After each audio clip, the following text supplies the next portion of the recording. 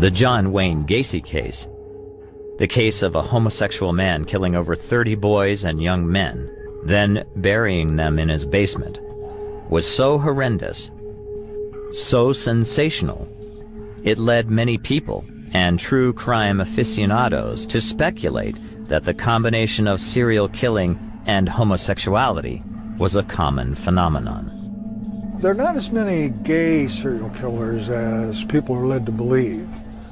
There are a fair number of gay killers who bring the victims back to their home on a pretense.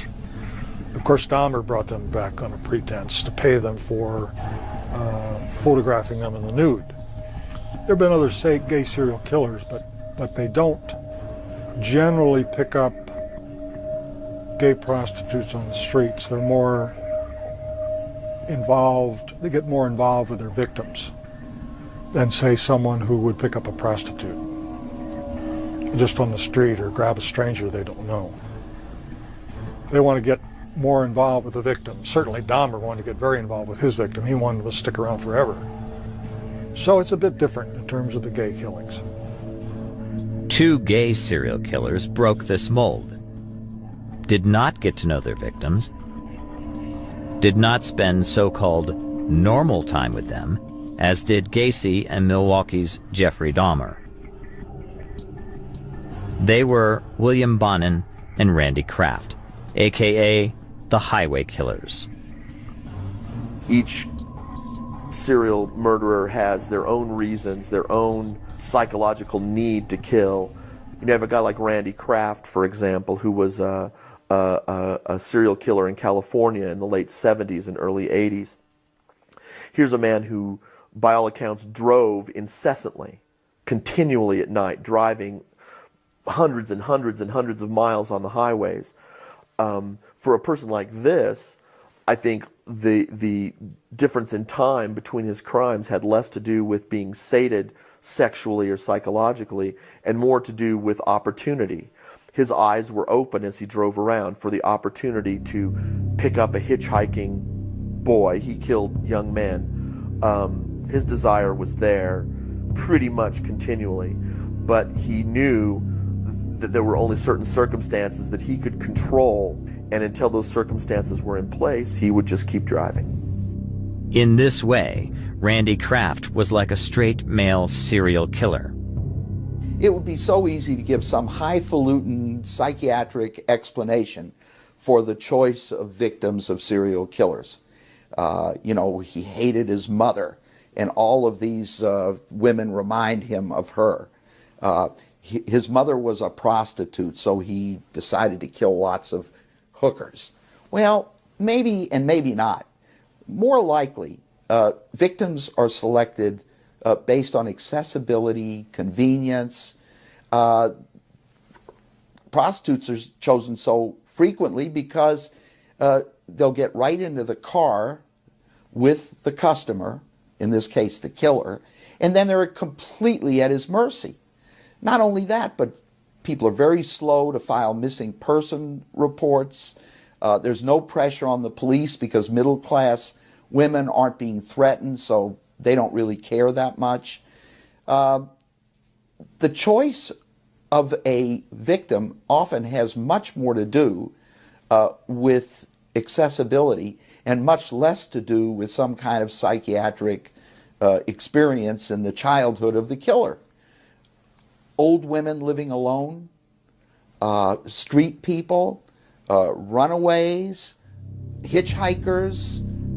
Unsuspecting male hitchhikers along the coastal highways in California and Oregon were Randy Kraft's victims. Kraft was born in California in 1945. As a kid, he was bright with an IQ over 130. He was admitted to the prestigious Claremont College. There, he joined the ROTC and was an enthusiastic supporter of Barry Goldwater in 1964. He graduated in 1968, but by this time, he was leading the gay life and becoming addicted to drugs. Indications are that he needed drugs or booze, needed to be high to do his killing. In 1969, Randy Kraft joined the Air Force. However, he was discharged 1 year later and, as a civilian, resumed his gay bar-hopping life. Then, at the age of 26 in 1971, Randy Kraft claimed his first victim, a 30-year-old gay bartender. There were several trademarks of his killings. The victims were frequently burned on their left nipple with an automobile cigarette lighter.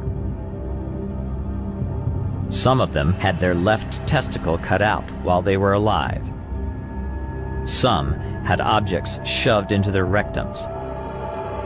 And of course, the use of drugs was common, usually Valium ingested with alcohol. The murders were truly horrific. In one instance, the victim's eyelids were cut off to prevent him from closing his eyes during the torture. For the next 12 years, Kraft's need to kill and torture was insatiable. Randy Kraft was a gay man, lived as a gay man, had a long-term partner, but was convicted of killing a number of young men who he picked up as hitchhikers. His MO was to pick up, like, perhaps a young Marine off on a weekend, and he would offer them, you know, hey, I have some beers. You want a beer? Hey, I have some pot. How about some drugs? Do you want to do some drugs?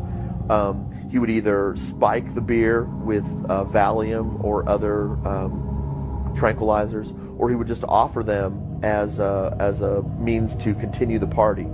Once he had control of his victim, you know, sometimes the victims were tortured to an extreme degree, emasculated, and he would then just dump the bodies out on the highway. He made very little effort, if any effort, to hide most of his victims, and would just dump them out on the side of the road as he drove. Just yet another indignity to perform. What's interesting about Kraft is that the police knew for a long time that they had more than one. They had what they called, I think, the highway killer. That second homosexual serial killer was a man named William Bonin. From 1971 to 1978, dead men and boys were regularly found dumped along California's highways. Then, in 1979, there was a sudden explosion of dead male bodies beside the Los Angeles freeways. These were obviously the work of a homosexual serial killer. But the way these men were killed did not fit with the other mutilated bodies found earlier. This new frenzy of highway serial killing was the work of William Bonin, California's second highway homosexual serial killer. 2 years younger than Randy Kraft, he was born and raised in Connecticut. With a drunkard father and a frail mother, he ended up spending much of his time with his grandfather, a convicted child molester. Soon, William Bonin was doing this himself. After high school, he joined the military and distinguished himself in the Vietnam War. Returning home in 1969 at the age of 23, he resumed molesting young boys, for which he was arrested.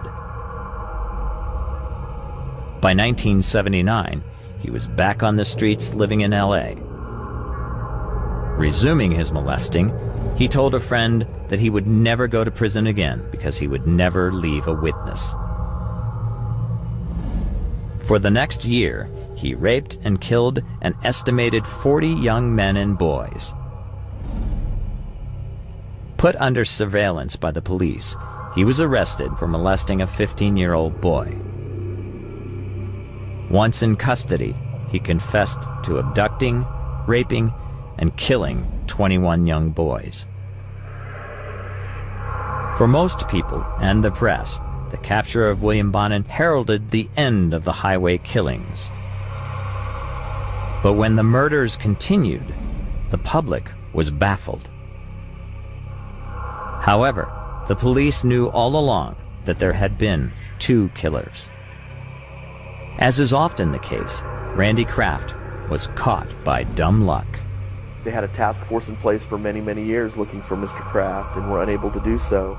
But one night on a lonely stretch of highway, a couple of highway patrolmen saw a car weaving around. They pulled him over. The driver got out of the car and came back to them, which is, I think, a red flag for the police to think that there might be something going on in the car that the driver doesn't want them to know about. There was a young man in the front seat of the car who appeared asleep, but he wasn't asleep. He was dead.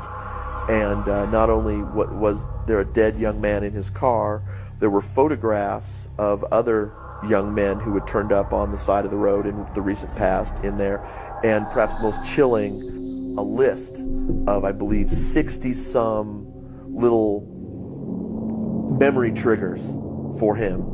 Little 1 or 2 or 3 word descriptions of various killings that he'd performed on this piece of paper. So he was convicted, I believe, of 11 murders, but the notion is that his list contained 60-plus entries and was perhaps even then not complete.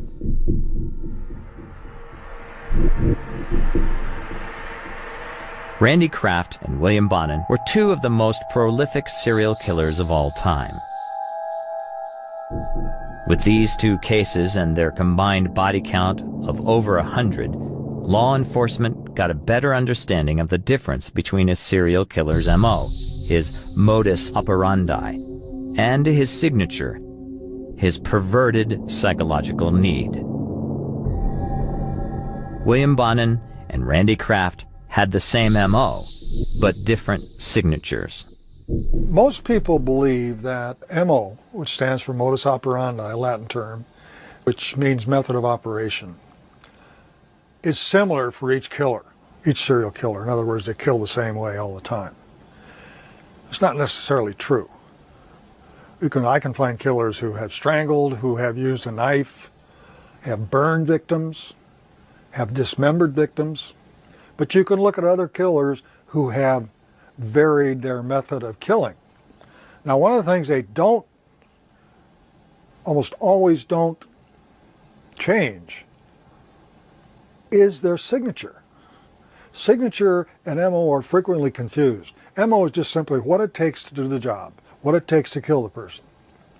A signature is something the killer does to meet his psychological needs. An extreme example I can think of a burglar who would break into a home during the day when people aren't there, find whatever he could in the way of jewels and merchandise, things he could fence, things he could sell. Then he would go to the refrigerator, make a sandwich, a glass of milk, and he'd sit at the kitchen table and have his lunch. Then before he left, he would defecate on the floor of the kitchen. Now that met his psychological need. Don't ask me what the need was, because I have no idea. I'm not a psychologist. I have no idea why he did that, but he did it consistently until he was caught. Serial killers may pose their bodies in the same fashion. They may dump, I hate to use that word, but dump their bodies, leave their bodies in a similar kind of a location every time. They're always, let's say they're always near water, or they're always near a cemetery, or whatever it might be. That would be the signature. The only thing about Bonin that I think is different than with Kraft, they were both gay, they both killed young men.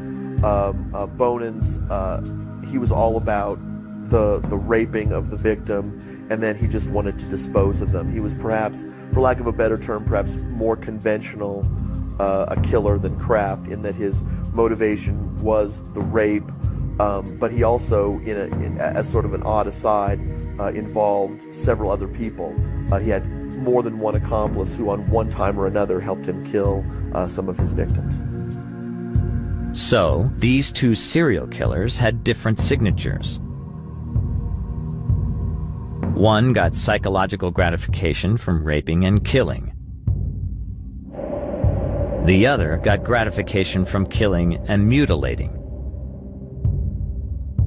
But their MOs were the same: targeting hitchhikers from a car and then dumping the bodies along the highway.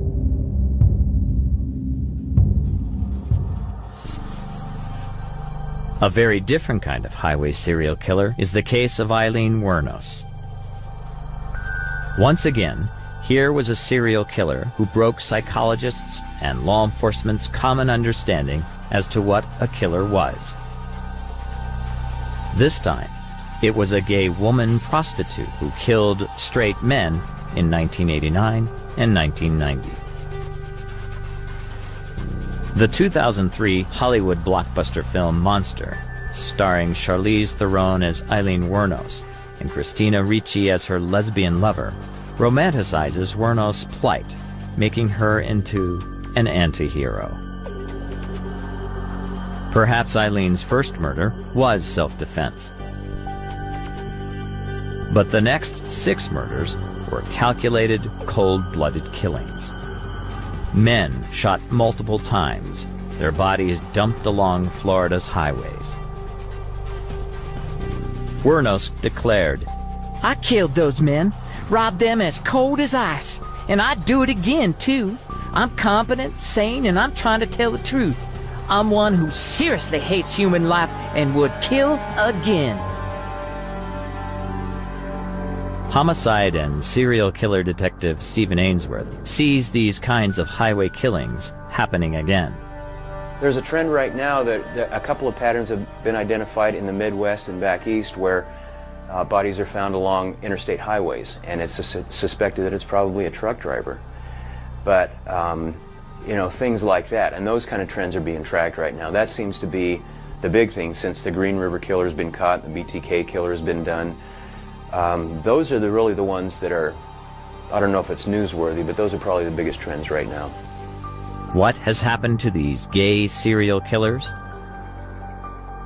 William Bonin, 16 years after his arrest, was the first person to be executed by lethal injection in the history of California.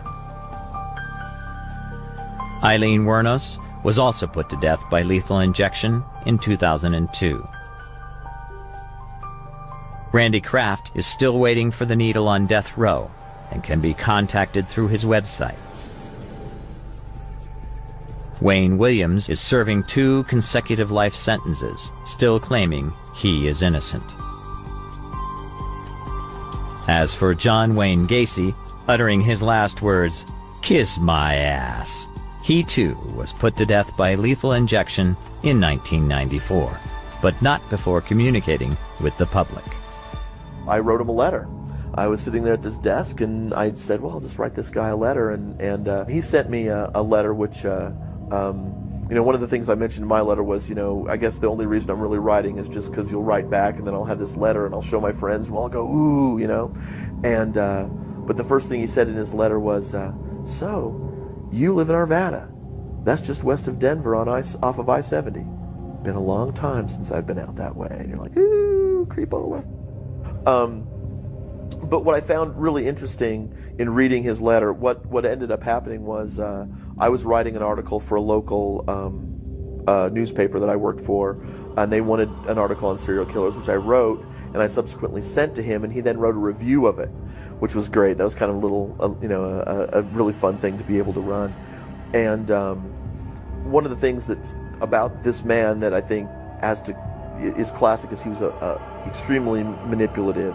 In his letters, he was always talking about, you know, so, you know, what do you look like? You know, gosh, send me a picture. I'd really love to have a picture of you, you know, and all this other kind of stuff. It was pretty bizarre and interesting. I didn't send him a picture.